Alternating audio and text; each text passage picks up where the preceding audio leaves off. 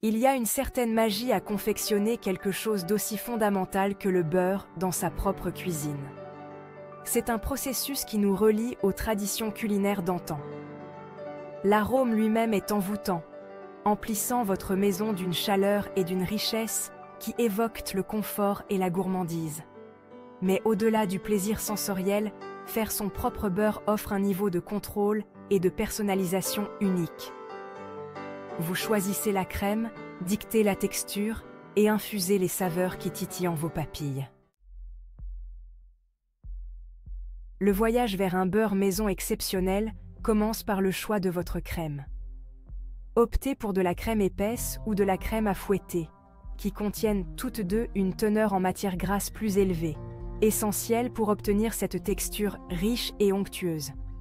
Recherchez une crème fraîche et de préférence non ultra pasteurisée, car cela donnera un beurre au profil aromatique plus prononcé.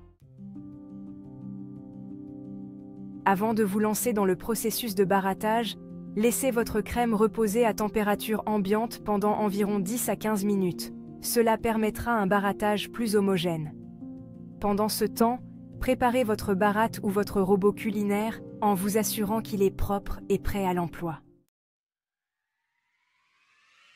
Versez votre crème dans le récipient de votre choix, que ce soit une baratte traditionnelle, un robot culinaire équipé du fouet, ou même un simple bocal en verre.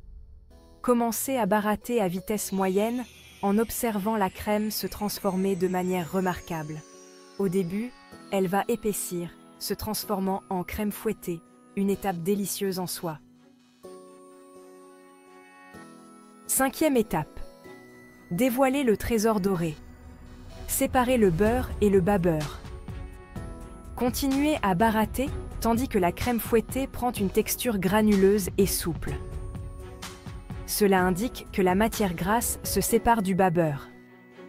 Vous remarquerez que le mélange prend une teinte jaune distincte, la marque d'un beurre fraîchement baratté. À ce stade, ralentissez la vitesse de barattage pour éviter de trop baratter, ce qui pourrait donner une texture dense et moins désirable. 6e étape, se débarrasser du passé, atteindre la pureté. Une fois le beurre complètement séparé, égouttez soigneusement le bas-beurre en le réservant pour d'autres aventures culinaires. Ensuite, rincez le beurre sous l'eau froide en le pressant et en le malaxant délicatement pour éliminer tout reste de bas-beurre. Cette étape cruciale garantit une saveur de beurre pur et propre qui brillera de mille feux. 9e étape. Façonner et conserver. Conservez le trésor doré. Façonnez votre beurre comme vous le souhaitez, que ce soit en lui donnant la forme d'une bûche classique, en le pressant dans un moule décoratif ou simplement en le mettant dans un récipient. Conservez votre beurre maison dans un contenant hermétique au réfrigérateur où il se conservera jusqu'à 2 semaines. 10e étape. Une symphonie de saveurs. Explorez les variations. La beauté du beurre maison réside dans sa polyvalence. Incorporez à votre beurre des herbes fraîches comme le romarin ou le thym pour une touche aromatique. Ajoutez une touche de douceur avec du miel ou du sirop d'érable, ou incorporez des épices comme de la poudre d'ail ou des flocons de piment pour une touche savoureuse. Les possibilités sont infinies. 11e étape. Les joies du beurre maison.